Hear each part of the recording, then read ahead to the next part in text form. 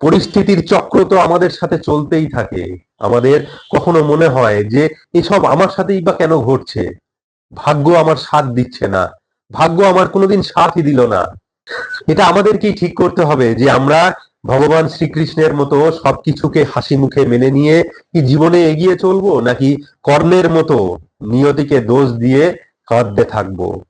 জীবন কান্নার নয়, হাসির কারণ খুঁজে বের করতে হবে।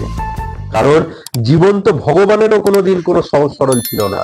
প্রতিটা মুহূর্তে সংগ্রাম ছিল তার জীবনে। জীবন আছে মানেই সমস্যা থাকবেই, আর সমস্যাও যেখানে আছে তার সমাধান অবশ্যই আছে। সবকিছুতেই প্রথমে প্রার্থনা। আপনাকে আমাকে কেউ গালিগালাজ করলে আমরা ক্রোধে ফেটে পড়ি, পাল্টা গালিগালাজ করি তাকেও, অথবা প্রতিশোধ নেওয়ার চেষ্টা করি। কিন্তু ভগবান শ্রীকৃষ্ণকে শিশুপাল অপমান ও গালিগালাজ করতেই থেকেছে। ভগবান হয়েছে যদি গালিগালাজ সহ্য করতে পারে, আপনি কেন নয়?